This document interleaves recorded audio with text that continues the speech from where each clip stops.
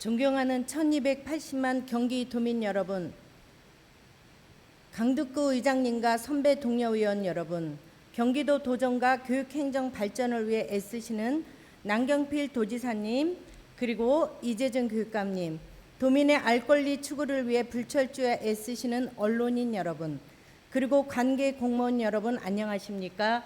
새누리당 여성가족교육협력위원회 소속 이순희 의원입니다. 저는 오늘 경기 교육행정에서 방치되고 있는 몇 가지 문제들에 대하여 교육감님 말씀을 나누고 책임 있는 답변과 조속한 개선을 건의드리고자 합니다. 또한 갈수록 낮아지고 있는 출산율 회복을 위하여 보다 적극적인 도지사님의 정책 추진에 건의드리고자 합니다. 먼저 교육감님께 질문하도록 하겠습니다. 이재정 교육감님께서 발언대로 나와주시기 바랍니다.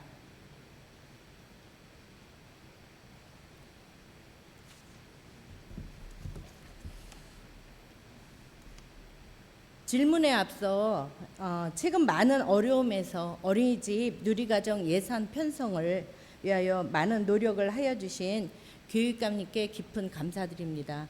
앞으로도 우리 아이들 안정적인 보육 환경 애써 주실 것을 부탁드립니다. 고맙습니다. 네, 감사합니다. 네, 먼저 공립병설 유치원 교사들의 업무 가중 문제점에 대해서 질문드리도록 하겠습니다. 질문에 앞서서 제가 오늘 말씀드릴 공립유치원에 대하여 간단히 말씀드리겠습니다. 우리나라 유아교육법상 유치원이란 유아의 교육을 위하여 유아교육법에 따라서 설립 운영되고 있는 학교라고 되어 있습니다. 또 우리나라 유아교육법에는 2004년 1월 8일 제정되었고 또 공보육하라는 기준에서 볼 때 여러 가지 문제점이 대두되고 있어 현재 계속적인 개정이 이루어지고 있습니다. 병설 유치원의 경우 법 제9조 유치원은 초중등교육법 제2조에 따른 초중학교, 고등학교에 병설될 수 있다는 조항 외에 공립병설 유치원의 행정적 지원 근거가 전무한 사항입니다. 1975년 부산의 최초의 병설 유치원 한계원 설립으로 시작했고요. 현재까지 이제 40년 동안 부실한 행재정 체제도 불구하고 유아교육의 공적 기능을 묵묵히 수행하고 있는 곳이 바로 병설 유치원이라고 생각하고 있습니다. 또 이익을 낼 수 없는 농어촌 낙후 지역에 교육감님이 항상 생각하고 계신 단 한 명의 유아라도 교육받을 수 있도록 책임지고 있는 곳이 병설 유치원이고 또 여기에는 1, 2학급의 필연적인 이유이기도 합니다. 그러니까 학급 수가 시골에 갈수록 굉장히 한 학급밖에 이렇게 이루어지지 않는 거죠. 지금 현재 경기도에는 1117개의 공립병설 유치원이 있습니다. 이 중 절반에 가까운 절반에 가까운 학급 수가 513개의 유치원이 이제 한 학급으로 이루어지고 있고요.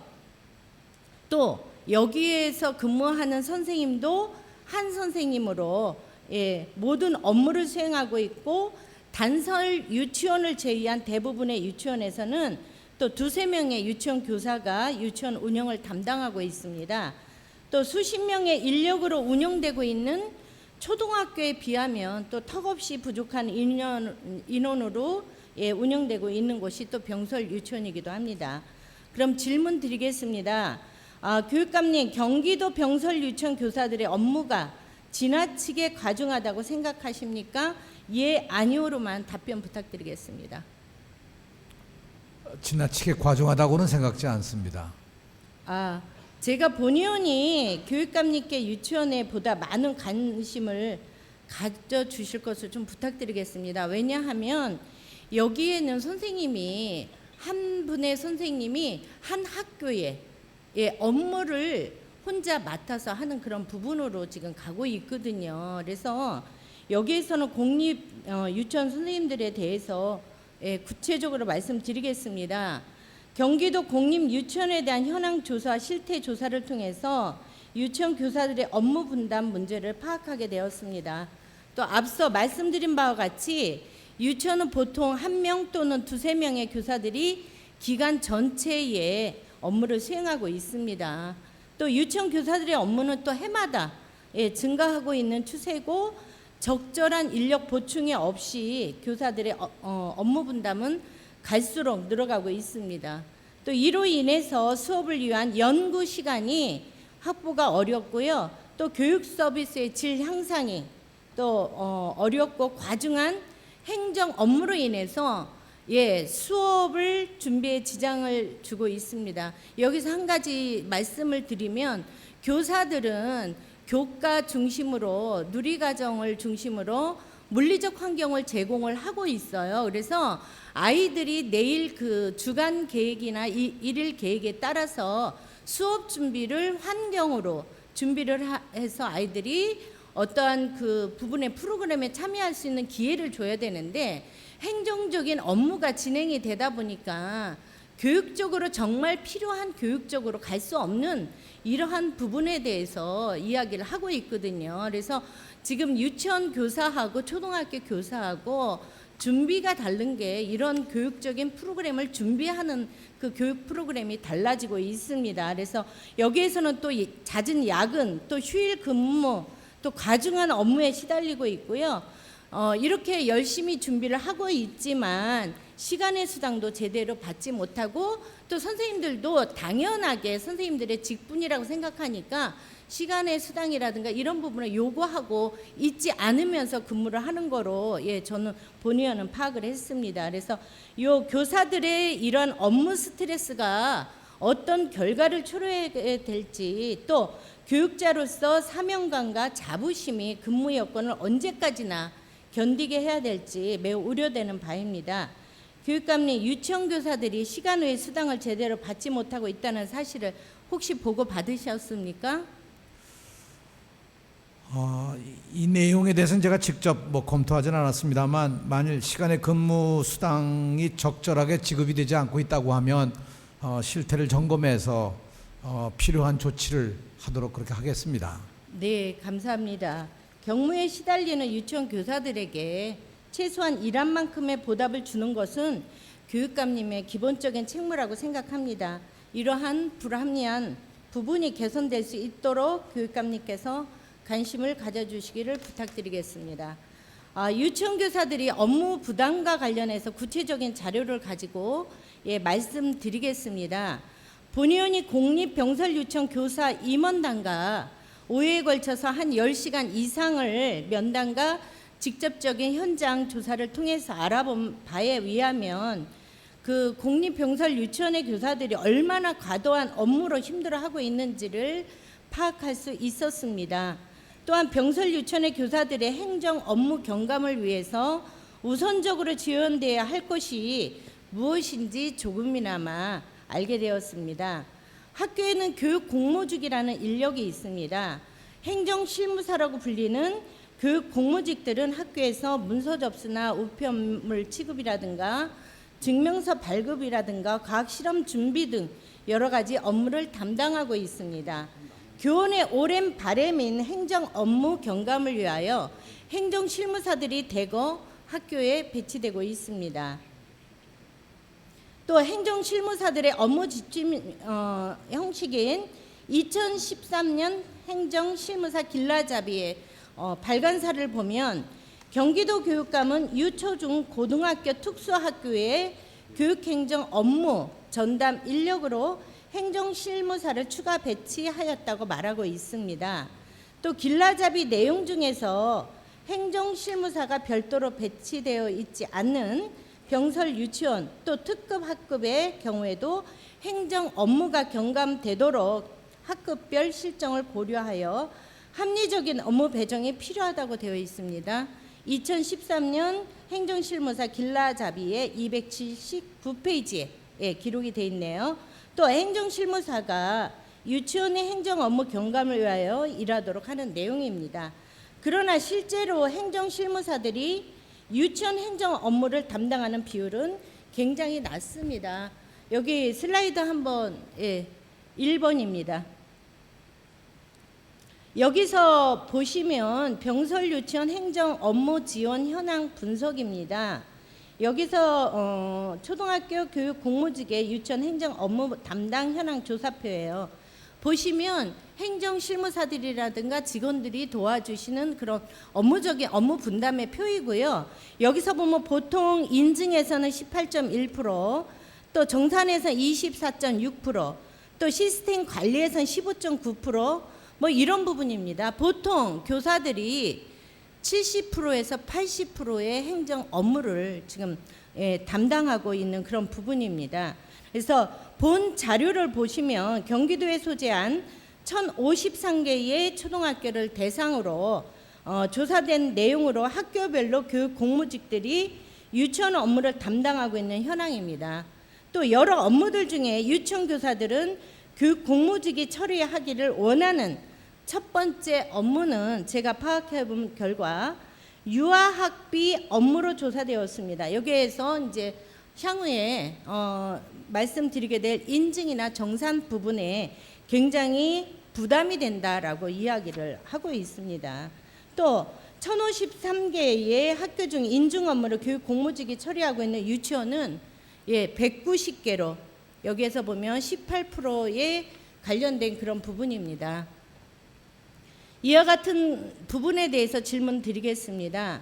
행정 실무사들이 초등학교와 유치원에 담당하고 있는 업무 비율이 적정하다고 생각하십니까, 교육감님?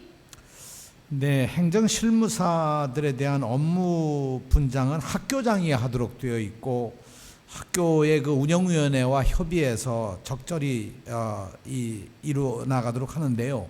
대개 이제 학교 아시는 바와 같이 행정 실무사의 경우에 2014년부터는 더 이상 우리가 이 비정규직의 비정규직의 증대를 억제하고 있기 때문에 현재 상황에서 여러 학교 좀 다릅니다. 그러니까 예를 들어서 학급 수가 줄어드는 학생 수가 줄어드는 학교의 학생 실무사는 좀 여유가 있기 때문에 유치원 업무까지도 함께 이렇게 잘하는 경우도 있고요. 여전히 학급 수가 많아서 이 행정 실무사로서 도저히 업무를 하기가 어려운 학교의 경우는 대체로 이 병설 유치원까지 업무를 제대로 도와주지 못한다고 그렇게 제가 보고를 듣고 있습니다. 대체로 지금 병설 유치원의 한 70%가 업무 지원을 받고 있지 못하고 있는데요. 여기에 이유가 두 가지가 있습니다. 하나는 병설 유치원의 법률적인 위상 문제가 있고요. 다시 말하면 초등학교와 병설 유치원의 관계가 뭐냐고 하는 것, 이 행정적인 법률적인 문제가 하나가 있고, 두 번째로는 아까 말씀드린 바와 같이 병설 유치원이 워낙 한 학급 또는 두 학급밖에 없기 때문에 아마 이런 운영상에 있어서 학교장이 구체적으로 여기에 대한 관심을 두지 않으면 대개 이 행정적인 업무 지원이 하기가 어렵지 않나 이렇게 판단을 하고 있습니다. 그렇다면 유치원 교사들의 업무 분담을 위한 행정 실무사들의 재배치라든가 충원 이런 계획이 있으신 건지 구체적인 계획을 말씀을 해주셔야지. 이것은 그 학교장의 권한이라고 보기에는 굉장히 어렵습니다. 왜냐하면 인원이 충당을 해야 되는 거고 여기에서 재정적인 부담까지도 학교장이 할 수 없는 그런 부분인 거 교육감님 다 잘 아시지 않습니까?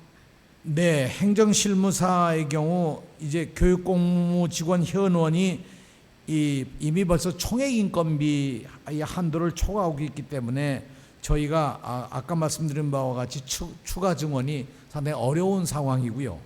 그렇다고 또 학교 현장에서 지금 의원님이 말씀하신 것처럼 유아교육을 담당하고 있는 이 교사들의 어려움이 또 있기 때문에 저희가 지금 교육자원봉사센터 등을 활용해서 실질적으로 교원의 행정 업무를 경감할 수 있도록 지원하도록 노력을 할 것이고요. 특별히 그 불필요한 업무 지시나 또는 일회적인 행사, 행정 업무의 잡무 등을 가급적 줄일 수 있도록 저희가 최선의 노력을 다해서 정책적으로 이것을 이끌어갈 그런 계획입니다. 네, 실질적으로 지금 저희가 25개 교육 지원 차원의 교육 자원봉사센터를 만들고 이 자원봉사센터가 이제 막 출범을 하고 있기 때문에 이제 보다 더 활성화가 되면 이 병설 유치원에 대한 지원을 할 수 있도록 노력을 하겠습니다. 네, 감사합니다. 정확하게 파악해 보시고 어떤 것이 정말 효율적인지 생각해 보시고요. 한두 명밖에 없는 선생님이 모든 것을 다 처리할 수는 없습니다. 초등학교라 병설 유치원도 하나의 어떤 기관을 운영하고 있기 때문에 너무 이게 행정적으로 선생님들한테 부분이 오게 되면 이 부분도 역시 또 처리할 수 없고, 또 교육이 먼저 있냐 행정이 먼저 있냐, 선생님은 어떤 게 먼저라고 생각하십니까? 당연히 교육이 그렇죠. 먼저죠. 네. 네. 근데 감사합니다. 인대 의원님도 말씀하신 것처럼, 또 아까도 제가 구체적으로 말씀드린 것처럼, 저희가 이제 학교 수를 셀 때 이 유초중고의 유치원의 경우는 가령 단설 유치원, 병설 유치원, 사립 유치원, 이걸 다 별도로 저희들이 다 계산을 해서 실질적으로 병설 유치원도 하나의 독립된 하나의 기관으로 되어 있거든요. 요 성격을 좀 잘 어떻게 풀어야, 다시 말하면 교장의 권한 아래 한 캠퍼스 안에 역시 같은 교육을 하고 있기 때문에 이걸 잘 풀어야만 아마 원만한 이 행정적 지원을 받을 수 있는 그런 관계가 되지 않을까 이렇게 생각해서 네. 이 근본적인 정책을 세우기 위해서 저희가 노력하고 있습니다. 네, 감사합니다. 그러면 2013년도에 행정 실무사 길라잡이에 별도 증원 배치가 되어 있지 않는 병설 유치원의 경우 교원의 행정 업무가 경감되도록 학교별 실정을 고려하여 합리적인 업무 배정이 되라라는 내용이 있었는데, 2014년도 또 2015년도에는 아예 발간조차 되지 않았습니다. 그 이유에 대해서 간단하게 설명해 주시기 바랍니다. 네, 아까 말씀드린 것처럼 행정실무사가 2014년 이후에 증원되지 않았기 때문에 발간을 하지 않았고요. 또 하나는 행정관리담당관실에서 제작하는 우리 업무 매뉴얼의 내용과 거의 유사하기 때문에 이 예산을 절감하는 의미에서도 이걸 발간하지 않은 것이지 다른 특별한 이유가 있는 것은 아니었습니다. 네, 알겠습니다. 이 부분에 대해서도 정확하고 명확하게 그 부분에 대해서 파악하시고 검토해서 개선해 주시기 바라겠습니다. 최근의 갈등에 대해서 문제가 있는 사항에 대해서 말씀드리겠습니다. 최근의 갈등은 누리과정 지원금을 받기 위한 유아 학비 인증용 카드 단말기 교체로 시작된 것 같습니다. 누리과정 지원 카드가 기존 1개에서 7개로 확대되면서 교육부는 새로운 카드 단말기 시스템 교체 지시 공문을 시달했습니다. 이에 공립유치원연합회는 카드 단말기를 유치원 외의 장소에 설치하여 유아의 안전을 도모하고 교사들은 수업에만 전념할 수 있도록 해달라고 요청했습니다. 반면 경기도교육청 일반직 공무원 노동조합에서는 법상 유치원 업무를 겸임할 수 근거가 없다고 주장하며 관련 업무 거부를 일선 학교와 유치원 공문에 통보하였습니다. 별 문제가 아닌 것 같지만 그 실상을 자세히 들여다보면 매우 복잡하고 해결하기 어려운 부분들이 많은 것 같습니다. 노조에서는 초중등 교육법에 위배하여 채용된 사람들로 초중등 교육법과 경기도 행정 업무 조례에도 명시되어 있지 않는 병설 유치원 업무를 겸직할 수 없다는 주장입니다. 겸직 근거가 없기 때문에 당연히 겸직 수당도 받을 수 없습니다. 기존에 수행하고 있는 유치원 업무도 근거가 없는 것으로 이에 대해 문제 제기도 꾸준히 제기되어 왔던 사항입니다. 교육감님께서는 유치원 교사들과 일반 행정 공무원들 사이의 갈등을 파악하고 계시는지, 교육청에서 갈등 해소를 위하여 어떠한 노력들을 하셨는지, 또 교육감님께서는 과중한 업무 부담을 요구하는 유치원 교사들의 주장과 겸임 규정이 없다는 이유로 유치원 업무를 수행할 수 없다는 노조의 주장을 어느 쪽 주장이 맞다고 생각하십니까? 어느 쪽 주장이 맞다 틀리다 이렇게 얘기하기는 어렵고요. 어떤 조직이든지 내에 여러 가지 업무상으로 갈등도 있을 수가 있고 그것을 해소하기 위한 노력도 필요하다고 생각합니다. 네, 그러나 근본적인 것은 역시 이 병설 유치원이나 유치원을 위한 적절한 인력을 배치하지 못했기 때문에 일어난 결과라고 저는 그렇게 판단을 합니다. 이런 문제들을 사실 해결하기 위해서 저희가 2014년 7월에는 총액인건비 확정 교부를 받으면서 교육부로부터 31명을 배정받아서 4학급 이상의 그 병설 유치원에 인력 배치를 좀 했고요. 그리고 2015년 3월에는 본청 조직을 개편할 때 감축된 인력을 교육지원청별로 한 명씩 25명을 배치해서 유치원 업무를 좀 돕도록 했기 때문에 아마 이런 것이 조금 더 활성화가 되면 아까 말씀하신 그런 갈등의 문제도 좀 해소할 수 있지 않을까 이렇게 판단을 합니다. 네, 지금 교육감님이 말씀해 주셨던 그렇게 그 행정적으로 지원할 수 있는 인력이 유치원만 해당은 된 것 같지 않고요. 제가 알아본 결과 초등학교에까지 같은 그 이제 행정을 같이 펼치는 거로 파악이 됐습니다. 그래서 좀 더 우리 교육감님이 구체적으로 다시 한번 이 부분에 대해서 지원을 협조 부탁드리겠습니다. 슬라이드 2번 보겠습니다.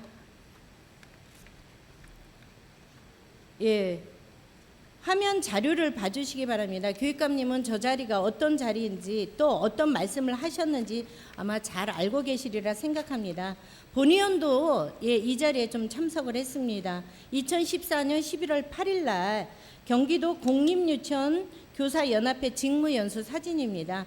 저 자리에서 교육감님께서는 조례를 제정해서라도 병설 유치원 교사들의 행정 업무 경감에 대한 정책을 실현하겠다고 약속하셨습니다. 그래서 이와 관련하여 질문하겠습니다. 교육감님께서 약속하신 행정 업무와 경감에 관련하여 어떠한 지금 현재 계획이 추진되고 있는지 구체적으로 말씀해 주시고요. 또 조례 제정에 대한 계획도 한번 말씀해 주시기 바랍니다. 네, 그 유아교육에 관해서는 그 지난 3월 1일 조례를 개정해서 우리가 과거 유아 특수교육과로 있던 것을 유아교육과로 따로 독립시켜서 이 유아교육에 대한 강화를 해 나가도록 그렇게 계획을 잡고 진행 중입니다. 유아교육과에서 지금 현재 좀 긴 시간입니다만 이 현장 실태 조사를 하고 그 실태 조사를 바탕으로 해서 유아교육의 기본적인 정책을 어떻게 할 거냐 하는 근본적인 내용들, 예를 들자면 이 정말 병설 유치원을 이대로 갈 거냐 아니면 초등학교 교육의 일부로 편입시켜서 갈 것이냐, 단설 유치원의 문제는 어떻게 할 것이냐, 이런 여러 가지 정책들을 네, 아무튼 저희들이 교육감님 죄송한데 그것은 이제 상위법에서 이 어떤 부분에 대해서 문제가 이제 그 돌출이 돼야 될 부분이고요. 현재 교육감님께서 이렇게 말씀을 하신 부분에 대해서는 조례를 좀 개선하셔서라도 행정실무사라든가 또 행정을 하고 계시는 직원이라든가 또 선생님이 이 업무를 제대로 분담할 수 있는 그런 부분으로 가시면 좋을 것 같습니다. 제가 그 유치원에 관련돼서는 한 말씀만 드리고 다른 그 질문을 해야 될 것 같습니다. 그래서 시간 관계상 질문과 답변이 지금부터는 이제 짧게 하는 거로 하셨으면 좋겠습니다. 유치원 교사들이 지금 이 부분에 대해 처리하는 카드 인증 업무와 관련해서 한 말씀 드리겠습니다. 카드 단말기가 설치는 이제 유치원 학비를 지원받기 위해서 부모가 어린이집에 가서 유치원에 가서 부모가 이 인증을 이제 내 방에서 작업을 해야 합니다. 그런데 이 인증을 할 때 아이들의 수업 시간에 학부모님들이 오시는데 이 부분에 대해서 선생님이 어쩔 수 없이 학부모에게 그 인증 작업을 해야 하는 거고요. 또 그렇다면 수업 중이니까 다시 오세요라고 하는 그런 부분은 또 선생님들이 잘 할 수 없다고 생각을 합니다. 그래서 여기서 인증 작업이 이제 5회 하게 되고요. 또 한 명이 이제 5번을 하기 때문에 만일에 정원이 20명이라면 100번을 해야 되는 그런 인증 시스템이라고 저는 생각을 하고 있습니다. 이 인증 시스템을 처리하기 위해서 아이들은 선생님을 바깥으로 사무실로 내보내야 되는 그런 상황입니다. 그럼 아이들이 선생님 눈앞에 있어도 안전사고의 위험성을 안고 있습니다. 하물며 선생님들이 매번 학부모들이 와서 이 인증 처리를 할 때 교사가 교실에 없는 그런 부분입니다. 그래서 세월호 사고는 한순간 실수가 돌이킬 수 없는 결과를 초래했습니다. 대표적인 또 사례가 되고요. 또 우리는 세월호 사고를 통해서 많은 걸 잃었지만 안전의 중요성과 안일함 어떤 결과를 초래했는지 알 수 있는 큰 교훈을 주었다고 생각합니다. 또 교육감님의 그 높은 뜻이 단 한 명이라도 정말 챙기고 돌보고 교육시키겠다. 또 단 한 명 아이라도 놓치지 않겠다는 취임사에서 밝히신 부분에 대해서 안전을 굉장히 많이 강조하셨습니다. 그래서 이 부분에 대한 정책 시스템, 카드 단말기 정책 시스템 마련에 대해서 지금 말씀을 해 주시는 거는 좀 어려울 것 같습니다. 시간 관계상 이것은 죄송하지만 서면으로 답변 부탁드리겠습니다. 지금부터는 이제 시간 관계상 질문과 답변을 짧게 하는 거로 시작하겠습니다. 두 번째, 이제 학생들의 건강을 해치는 유해시설 관련에 대하여 질문하겠습니다. 사실 이 문제는 언론 및 경기도의회 이슈화가 됐지만 아직까지도 우리 아이들의 학교 시설 성면 사용에 따라 발암물질이 무방비로 노출되어 있습니다. 이 부분, 경기도에는 눈으로 식별하기 굉장히 어려운 머리카락의 5,000분의 정도가 지금 이 성면으로 노출되어 있고, 또 잠복기에는 폐암이나 성면 폐증, 악성 중피증이 치명적인 건강 장애를 유발한다고 되어 있습니다. 그래서 경기도에 유치원부터 초중고 특수까지 4,318개의 학교가 있습니다. 그중 성면을 천장 복도 건축 마감재로 사용한 학교는 작년 말 3,079개로서 현재 69.4%를 차지하고 있고요. 이 부분에 대해서 교육감님은 이제 개부수 교체 관련 시급을 요하는 대상학교의 현황과 또 소요 예산, 또 향후 개부수 관련 및 재정 투자 계획을 수립했는지 답변해 주시기 바랍니다. 짧게 부탁드리겠습니다. 네, 저희가 매년 이 성면에 대한 위험성을 인지하고 현재까지 저희는 위험하다고 하는 1, 2, 3등급은 없고요. 4등급 학교가 52개교가 있어서 이미 여기는 1억 8천만 원을 지원해서 지금 보완 작업을 하고 있고요. 이것은 아마 우리가 계속적으로 해나가야 될 과제라고 생각합니다. 네, 성면 교체 비용은 약 1조 원이 넘게 드는 천문학적 비용입니다. 본의원 생각으로는 근시안적 아니 큰 틀에서 계획을 수립해서 차질 없이 진행해 주시기를 바라겠습니다. 그리고 말씀해 주신 내용은 자료로도 제출 부탁드리겠습니다. 본의원은 성면 공포 탈출을 위해 성면 자재 해체 제거 작업, 또 학교 환경 개선에 최우선 사업으로 추진되어야 한다고 생각하고 있는데, 경기도 교육청의 대책은 무엇인지 답변해 주시기 바랍니다. 네, 이것은 교육부가 끊임없이 저희가 논의를 하고 있고, 예산을 수립할 때마다 성면 제거를 위한 사업도 계속하고 있을 뿐만 아니라 각 지방자치단체하고도 역시 논의를 해서 함께 힘을 모아서 이 성면 문제를 해결하기 위해서 다각도로 노력을 벌이고 있다는 것을 말씀드립니다. 네, 본의원이 생각할 때 학교별 성면 문제는 언론이나 도의회에 가끔씩 이슈화는 되고 있습니다. 또 그때뿐이고요. 정작 예산 계상 시에는 항상 후순위로 밀리고 있습니다. 교육감님의 내용을 믿고 지켜보겠습니다. 자, 이와 관련해서 질문드리겠습니다. 경기도 교육청에서 경기도 내 학교에 설치된 인조 또 운동장의 안전에 대한 유해 환경 검사 결과가 있는지, 또 있다면 이 부분에 대해서 언제 하셨는지 말씀해 주시기 바랍니다. 네, 2014년 7월부터 11월까지 문체부와 국민체육진흥공단 주관으로 전국 초중고등학교의 인조단지 유해성을 검사를 했는데요. 경기도 내의 경우에는 검출된 학교가 전체적으로 본다면 기준을 초과한 학교가 41개교로 확인이 돼서 이 학교에 대해서는 역시 보건복지부 문체부의 지원을 받아서 개보수를 지금 진행 중에 있고요. 이것이 또 문제가 생기는 경우에는 전면 것을 교체해서 더 이상 인조단지는 하지 않기로 저희가 원칙을 정하고 진행 중에 있습니다. 네, 교육감님, 본의원이 이 점에 이제 관해서 한 가지 당부드리는 것은 많은 아이들이 유해 환경에 본인도 모르게 노출되어 있는 것을 또 강조드린 거고요. 인조잔디 운동장에 관련해서 유해 환경 조사 결과가 있으면 이것 또한 자료로 제출하시기 부탁드리겠습니다.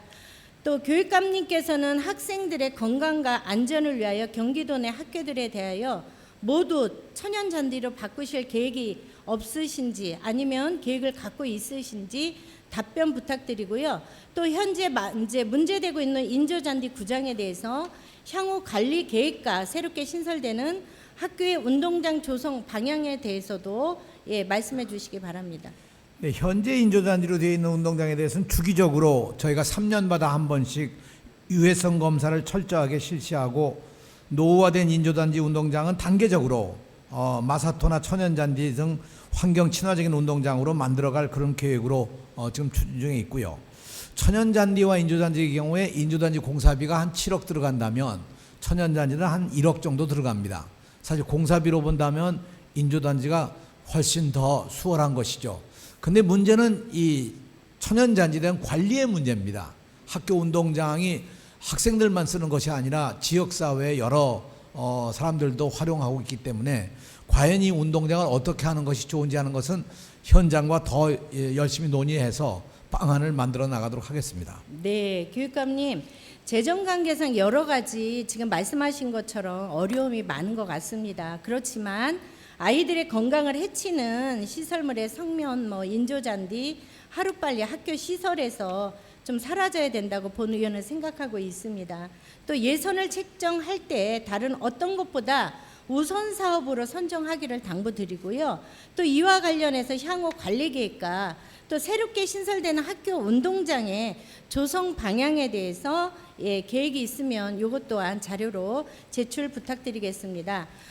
본 의원이 맨 처음 작년 1년 됐습니다. 세 번째로는 9시 등교의 문제점에 대해서 5분 발언을 했고요. 또 이 부분이 1년 됐으니까 이 부분도 한번 질문하도록 하겠습니다. 교육감님께서는 강한 의지를 가지고 추진하신 9시 등교와 관련하여 질문하겠습니다. 9시 등교는 학생들의 건강권과 학습권 보장하기 위해서라도 주장하고 있으나 또 이른 등교가 아이들의 건강권과 학습권을 침해하고 있다는 근거는 정확히 어디에서도 찾아볼 수 없습니다. 오히려 획일적이 시작하는 9시 등교의 맞벌이 학부모들의 불만이 형성되고 있습니다. 또 9시 등교제가 수업 시간 시작 시간에 늦춰졌을 때 절대적으로 학습 부담을 줄이지 못한다는 점에서 근본적인 대안이 마련해야 한다는 목소리가 나오고 있습니다. 또 교육청에서는 9시 등교 정책에 대해 긍정적인 효과만 내세우고 언론에 홍보할 것이 아니라 지역 실정이나 상황, 학교 현실, 학생들의 필요성에 따라서 학교 소수의 학생들에게도 진정한 선택권을 가질 수 있도록 해야 된다고 생각합니다. 질문 드리겠습니다. 맞벌이 가정의 학부모들이 아이들 걱정으로 마음 조이며 일터로 나가는 일이 없도록 9시 등교 이전 등교하는 학생들을 위해 아침 프로그램을 운영하는 등의 개선 방안이 필요하다고 생각하는데 교육감님의 견해와 향후 계획을 짧게 말씀해 주시기 부탁드리겠습니다. 네, 이미 이것은 학교마다 적절한 상황에 따라서 대책을 하고 있고요. 그런 일찍 등교하는 학생들이 자율적으로 자기 스스로의 시간을 만들어갈 수 있도록 지도해 나가고 있습니다. 네, 지금 제가 본 의원이 본 바에 의하면 그래도 직장 다니시는 어머님들이 아침에 그 등굣길에 그 녹색 어머니라고 해서 교통안전이라든가 여러 가지 안전을 같이 하고 있었는데요. 이것을 봉사해 주시는 그 부모님들이 3분의 1로 많이 줄었다고 합니다. 우리가 아이들을 같이 키워내야 되겠죠. 그래서 여기에서 보면 조기 등교를 하는 학생들에게 내놓은 이제 부분에 대해서 운동장에서 이제 공놀이라든가 동아리 활동, 도서관 개방 이런 부분으로 있습니다. 그래서 이것은 체계적 보완 프로그램 및 전문 지도 교사가 없이 무의미한 시간 때우기보다는 관련 학부모들의 우려가 현실로 나타나고 있는 이 부분입니다. 그래서 이들에 대한 체계적인 교육 프로그램 도입을 하셔서라도 이렇게 소수의 아이들이 시간을 운동장에서 지도교사 없이 하는 부분에 대해서 관심을 가져주시기를 부탁드리겠습니다. 의원님 죄송하지만 그 어린아이들 많이 자야 됩니다. 놀아야 됩니다. 9시 이전에 그 아침에도 또 프로그램 만들어서 아이들을 교육시킨다고 하면요. 잠깐만, 이건 정말 잘못된 교육감님, 일입니다. 저는 제가 쌍둥이 엄마입니다. 지금 중학교 2학년 보내고 있고요. 많이 잘하고 저도 하고 있습니다. 그렇지만 이 아이들이 9시 등교해서 달라진 점이 있습니다. 본 위원회 개인적인 이야기 하겠습니다. 저도 쌍둥이 아이를 키우면서요, 10시에 자서 좀 일어나서 자기의 그 개인적인 부분을 하라고 하지만 보통 11시, 12시에 자서 아침 8시에 갠신히 깨워서 가고 있습니다.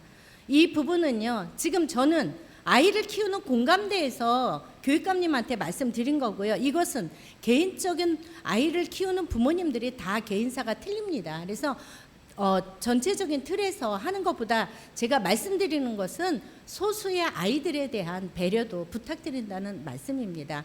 다음 질문 드리겠습니다. 예, 여기에서도 지금 소수의 아이들에 대해서 이야기를 했는데 지금 제가 말씀드렸으니까 빼도록 하겠습니다. 네 번째, 경기도 교육 공직자의 비위 문제에 대해 질문하겠습니다. 교육자의 품성과 언행은 학생들의 윤리의식과 창의 인성교육의 근간이 되며 올바른 국가 간 정립에 많은 영향을 주고 있습니다. 그럼에도 아직도 금품 및 향응수수, 음주운전, 성관련 범죄 등 부정 비위 사례들이 경기도 교육청 내에 끊이지 않고 있다는 것에 대하여 개탄을 금할 수가 없습니다. 특히 일간지를 통하여 발표된 자료에 의하면 2013년 1월부터 금년도 6월까지 전국 17개 시도 교육청 중징계 받은 교원 수가 전국 1,595명 중에 경기 지역 교원이 불명예스럽게도 18%인 287명으로 가장 많은 것으로 나타났습니다. 질문 드리겠습니다. 같은 기간 비위 유형별 음주운전 148명, 성관련 범죄 25명으로 역시 전국 최다입니다. 또한 이른바 3대 비위라고 할 수 있는 음주운전, 성범죄, 금품수수로 적발된 교원 수가 183명, 또한 전국 최고를 기록하고 있습니다. 특히 성범죄와 금품수수는 학부모와 학생들로부터 용서받지 못하는 폐륜적 행위로서 교육자의 신뢰와 도덕성을 크게 훼손하는 사안으로 교육감님의 특단의 대책이 필요하다고 생각합니다.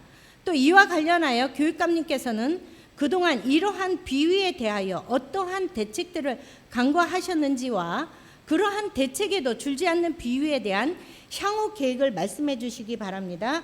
또 아울러서 같은 기간 징계위원회 해부되고 있는 징계 처분을 받은 공무원은 중징계가 67명, 경징계가 220명으로서 이 중 견책 103명, 감봉 117명, 정직 35명, 강등 1명, 해임 22명, 파면 9명으로 일각에서는 자기 식구 감싸기 위한 솜방망이 처분이라고 지탄을 받고 있습니다.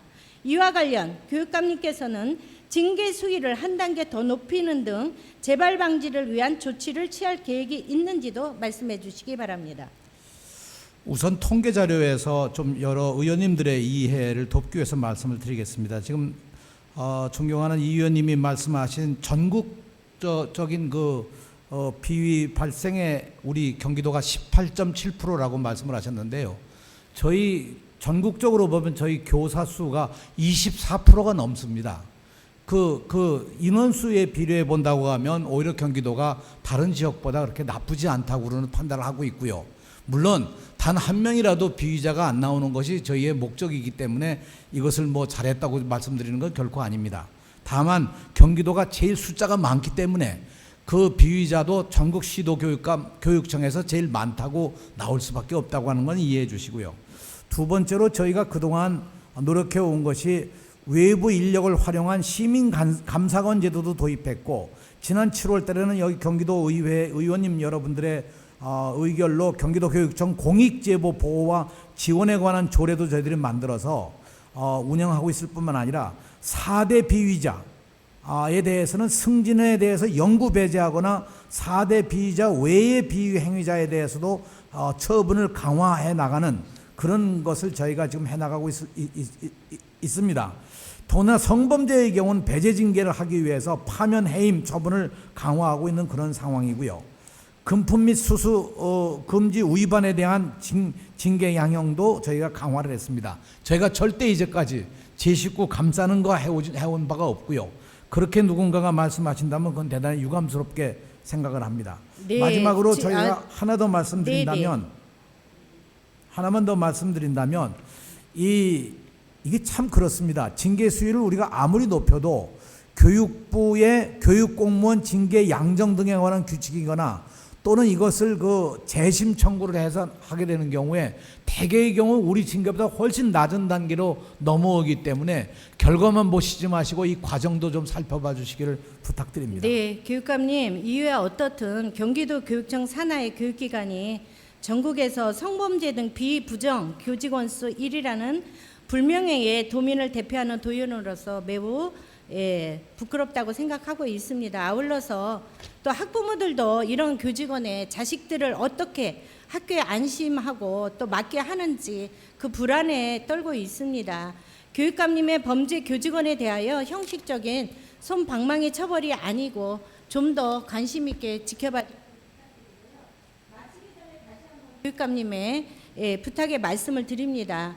교육은 그 어떤 것보다 중요한 부분인 거 잘 알고 계시고요. 또 어떠한 예를 들지 않아도 될 것 같습니다. 존경하는 이재정 교육감님의 최근 여러 가지 현안들로 애쓰시는데 감사드립니다. 또 교육감님이 가지고 계시고 또 우리 부모들이 바라고 소명하는 아이들에 대한 부분에 대해서 좀 더 신경 써 주시기를 간곡히 부탁드립니다. 장시간 성실하게